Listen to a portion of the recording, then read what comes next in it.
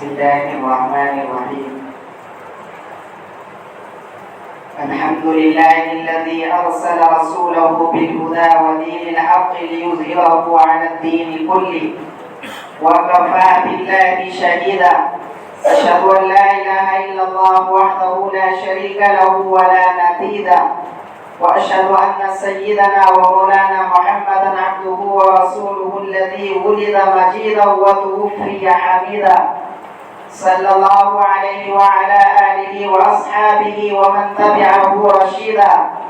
أما بعد، فيا معشر الإخوان، لقد من الله على المؤمنين إذ بعث فيهم رسولا من أنفسهم يتلو عليهم آياته ويزكيهم ويعلمهم الكتاب والحكمة، وقال فيه: إنا أرسلناك شاهدا ومبشرا ونذيرا لتؤمنوا بالله ورسوله وتعزروه وتوقروه وتسبحوه بكرة وأصيلا. وختم به النبوة والرسالة، فقد قال رسول الله صلى الله عليه وسلم: فضلت على الأنبياء بست، أعطيت جوامع الكلم ونصرت بالرعب، وأحلت لي الغنائم وجعلت لي الأرض مسجدا وطهورا، وأرسلت إلى الخلق كافة وختم بي النبيون. وقال عليه الصلاة والسلام: إنه سيكون في أمتي كذابون 30، وفي رواية دجالون كذابون قريبا من 30 كلهم يزعم أنه نبي وأنا خاتم النبيين لا نبي بعدي. أعوذ بالله من الشيطان الرجيم. ما كان محمد أبا أحد من رجالكم ولكن رسول الله وخاتم النبيين، وكان الله بكل شيء عليما.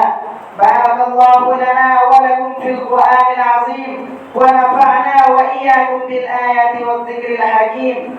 إنه تعالى جواد كريم ملك بر رؤوف رحيم. الحمد لله نحمده ونستعينه ونستغفره ونؤمن به ونتوكل عليه، ونعوذ بالله من شرور أنفسنا ومن سيئات أعمالنا. من يهده الله فلا مضل له ومن يضلله فلا هادي له، ونشهد أن لا إله إلا الله وحده لا شريك له، ونشهد أن سيدنا ومولانا محمدا عبده ورسوله الذي أرسل بالحق بشيرا ونذيرا. إن الله وملائكته يصلون على النبي، يا أيها الذين آمنوا صلوا عليه وسلموا تسليما. اللهم صل وسلم وبارك على سيدنا محمد وعلى آله وأصحابه وأتباعه وأزواجه وذرياته. قال النبي صلى الله عليه وسلم: أرحم أمتي بأمتي أبو بكر، وأشدهم في أمر الله عمر، وأسبقهم حياء عثمان، وأقضاهم علي، وفاطمة سيدة نساء أهل الجنة، والحسن والحسين سيدا شباب أهل الجنة، وحمزة أسد الله وأسد رسوله. اللهم اغفر للعباس وولده مغفرة ظاهرة وباطنة لا تغادر ذنبا. الله في أصحابي، لا تتخذوهم غرضا من بعدي، فمن أحبهم فبحبي أحبهم، ومن أبغضهم فببغضي أبغضهم. وخير القرون قرني، ثم الذين يلونهم ثم الذين يلونهم.